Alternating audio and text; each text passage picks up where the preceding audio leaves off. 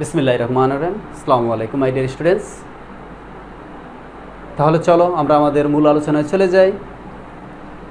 Before starting my today's topic, I would like to draw your attention. Please look at this board very carefully what I am writing here.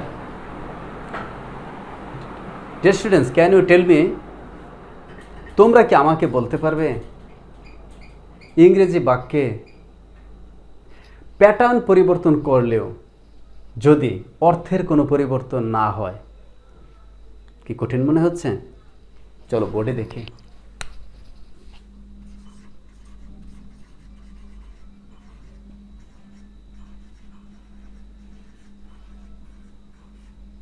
Students, সালাম is a good boy. সালাম একজন ভালো ছেলে। এখন এই সেন্টেন্সটাকে আমি যদি ইংরেজি 88 ধারা ব্যবহার করি, তার মানে হলো সালাম ইজ এ গুড বয়। আমি যদি এটাকে এইভাবে লিখি, সালাম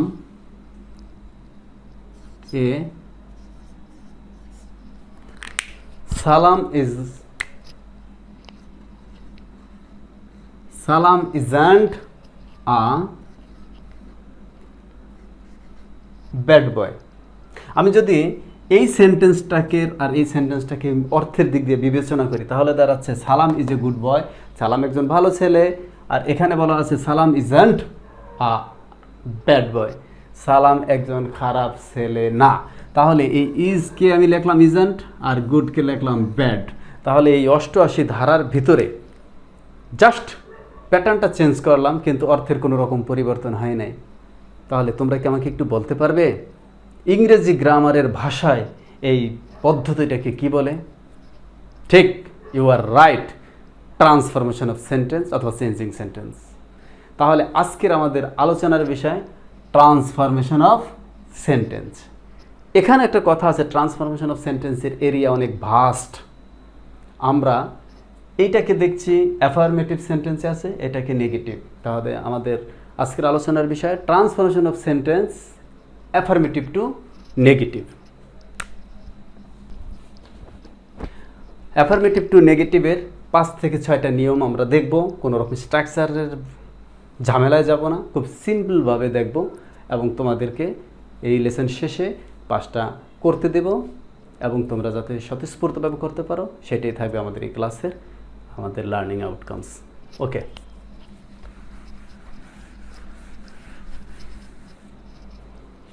ফার্স্ট থিং ইজ, প্রথমে আমরা যে জিনিসটা দেখব সেটা হলো বোথ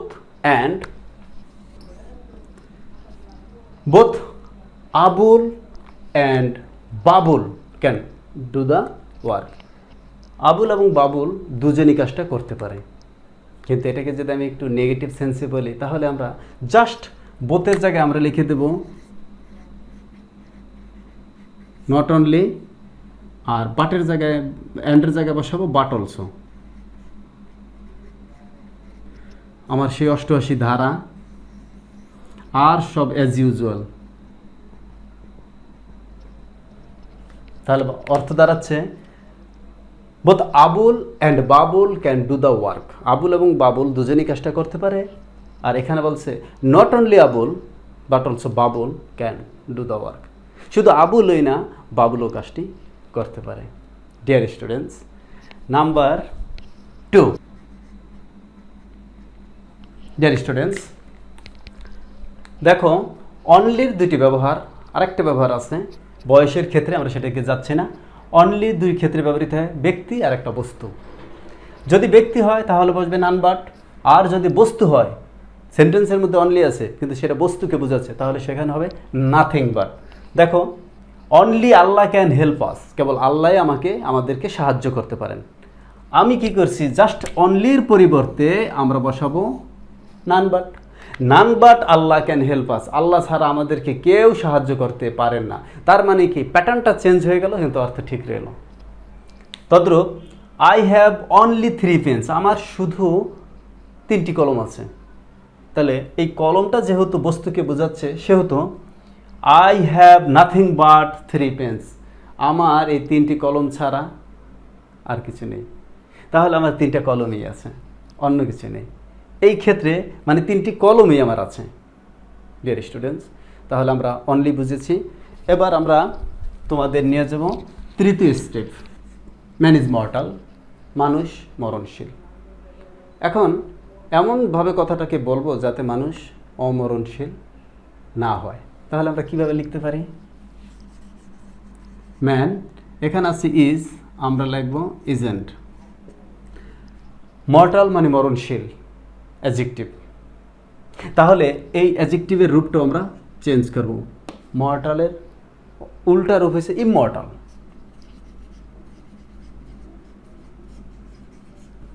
তাহলে আলটিমেটলি আমরা কি পেলাম? এখানেও সে অষ্টআশি ধারা, ইজ ইজেন্ট অ্যাডজেক্টিভের মর্টাল হয়ে গেলে ইমমর্টাল। তার মানে হলো ম্যান ইজ মর্টাল, মানুষ মরণশীল। ম্যান ইজ নট ইমমর্টাল, মানুষ অমরণশীল না। চলে যাচ্ছি 4 নাম্বার। যদি আমরা সূত্র ব্যবহার করি তাহলে জাস্ট এভরির পরিবর্তে আমরা লিখব দেয়ার ইজ নো ড্যাশ, তারপর বসাবো বাট। তাহলে there is no dash but dash, অ্যান্সারটা এরকম হবে। এভরির পরিবর্তে আমরা লিখব there is no, there is no dash আছে, ড্যাশের জায়গায় আমরা লিখব mother. There is no mother, বাকি রইল বাট, বসালাম বাট। বাটের পরে বাকি অংশ,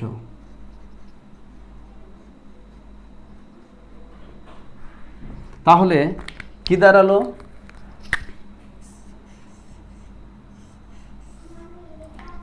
জাস্ট এভরির পরিবর্তে দেয়ার ইজ নো, বাকি অংশ ছিল মাদার, বসাইছি মাদার, সূত্রে বাট বাট বাকি অংশ। তাহলে there is no mother but loves her child. এমন কোনো মা নেই যিনি তার সন্তানকে ভালোবাসেন না। Very very important. এবার আমরা নাম্বার 5-এ যাই। এতই যে টু সো দ্যাট, আমরা জানি টু এর পরে সবসময় মূল ভার্ব বসে। আর যদি কোনো সেন্টেন্স দ্যাট দ্বারা শেষ হয় তাহলে এর পরে যদি কোনো সেন্টেন্স লিখতে হয় তাহলে পরিপূর্ণ একটা সেন্টেন্স লিখতে হয়। চলো আমরা বোর্ডে দেখি। Zeba is too weak to walk. Zeba এত দুর্বল যে সে হাঁটতে পারে না। এখন এটাকে আমরা নেগেটিভ সেন্সে নেব। Zeba is so weak that. Dear students, 88 ধারা। এই টু এর জায়গায় আমরা বসাবো সো, এই টু এর জায়গায় বসাবো দ্যাট। আমরা জানি টু থাকলে এরপরে সবসময় ভার্বের বেস ফর্ম বসে, কিন্তু দ্যাট যদি থাকে, দ্যাট দ্বারা শেষ হয়, তাহলে এরপরে পরিপূর্ণ বাক্য লিখতে হয়। তাহলে এই ব্যাপারটা এমন হবে, Zeba is so weak that, যেহেতু সে মেয়ে, শি ক্যান নট ওয়াক, সে এত দুর্বল যে সে হাঁটতে পারে না। নাম্বার 6,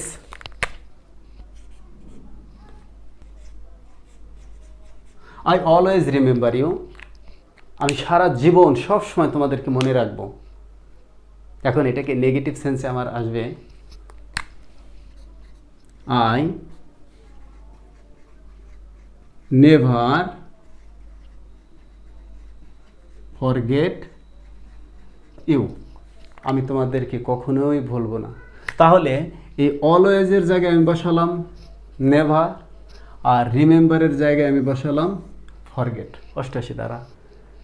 তাহলে অলওয়েজ থাকলে নেভার, রিমেম্বার থাকলে ফরগেট, জাস্ট অপোজিট। 7-এ আমরা দেখছি যদি বাক্যে অ্যাফার্মেটিভ সেন্টেন্সে মাস্ট থাকে, যেমন I must go there. I must go there, আমি সেখানে যাবই যাব। এখন এখানে একটা এমফাসিস দেখাচ্ছে, একটা গুরুত্ব দেখাচ্ছে, একটা চাপ দেখাচ্ছে, একটা ইম্পর্টেন্স দেখাচ্ছে। তাহলে এই মাস্ট থাকলে আমরা কিভাবে এটাকে চেঞ্জ করতে পারি? এটার উত্তরটা হবে I can not but go there. এখানে একটা জিনিস লক্ষণীয়, মাস্ট মানে ভবিষ্যৎকে বোঝাচ্ছে যে আমি সেখানে যাবই যাব, কিন্তু এটাকে যদি আমি অন্যভাবে বলি আমি সেখানে যাবই, নেগেটিভ আমি সেখানে না গিয়ে পারি না, তার মানে যদি সেন্টেন্সের ভিতরে অ্যাফার্মেটিভ সেন্টেন্সে মাস্ট থাকে তাহলে এটাকে চেঞ্জ করার জন্য দুইটা পদ্ধতি আছে। একটা হলো ক্যান নট বাট, আর একটা হলো ক্যান নট হেল্প।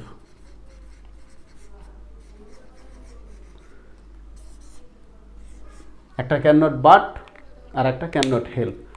শর্ত এখানে একটা আছে, সেটা হলো যদি তোমরা ক্যান নট বাট বসাও, ক্যান নট বাটের পরে বসে মূল ভার্ব, আর যদি ক্যান নট হেল্প বসাও তাহলে এই ভার্বের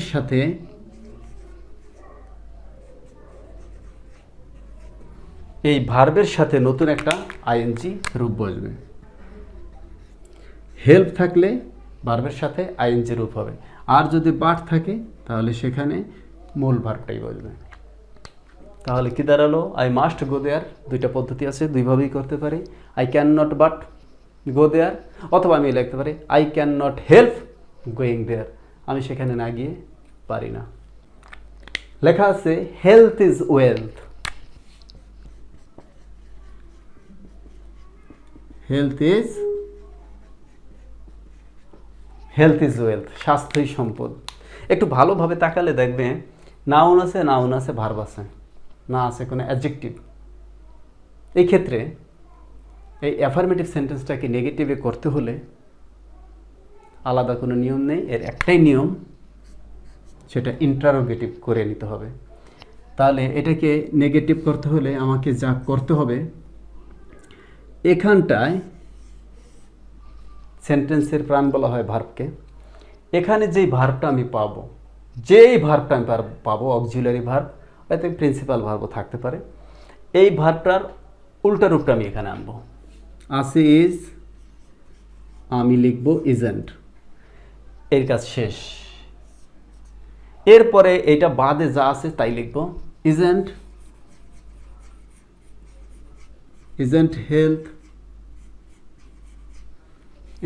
হেলথ ওয়েলথ, স্বাস্থ্য কি সম্পদ না? এখানে প্রশ্নবোধক চিহ্ন। ডিয়ার স্টুডেন্টস, আশা করছি আজকে আমরা অ্যাফার্মেটিভ সেন্টেন্সের এই 8টি নিয়ম আমরা কোনো স্ট্রাকচার ছাড়া আমরা সঠিক স্মুথলি আমরা দেখানোর চেষ্টা করেছি। এখন এই 8টা ভাষায় তুমি প্র্যাকটিস করবে, প্র্যাকটিস করার পরে তোমাদের বোর্ডের যে কোনো জায়গা থেকে 8-এর আছে এবং নবম দশম শ্রেণীর ইংরেজি সেকেন্ড পেপারের 6 নম্বরে এই জিনিসটা থাকে। তোমরা সেখান থেকে এই 8টার উপরে বেস করে 5-7টি ভাষায় প্র্যাকটিস করবে। আমরা ইনশাল্লাহ তোমাদের সাথে পরবর্তী সেশনে ইনশাল্লাহ আবার দেখা হবে। আমরা পরবর্তী সেশনে এর পরবর্তী অংশ নিয়ে আলোচনা করব। তোমরা ততক্ষণ বাসায় থাকবে, মা বাবার কথা শুনবে। তোমরা শরীয়তপুর অনলাইন স্কুল, কার্তিকপুর উচ্চ বিদ্যালয়ের ফেসবুক পেজ, সংসদ বাংলাদেশ টেলিভিশন এবং তোমরা কিশোর বাতায়নের ক্লাসগুলো দেখবে। আর একটা মূল্যবান কথা, তা হলো আমরা সব সময় মাদক থেকে, ধূমপান থেকে দূরে থাকব, পরিবেশ রক্ষা করব এবং মা বাবার মুখ উজ্জ্বল করব। আজ এই পর্যন্তই। তোমাদের সাথে আমার পরবর্তী সেশনে দেখা হবে। আশা রাখি তোমরা আমার সাথে থাকবে। সেই পর্যন্ত আমি বিদায় নিচ্ছি। আসসালামু আলাইকুম। আল্লাহ হাফিজ।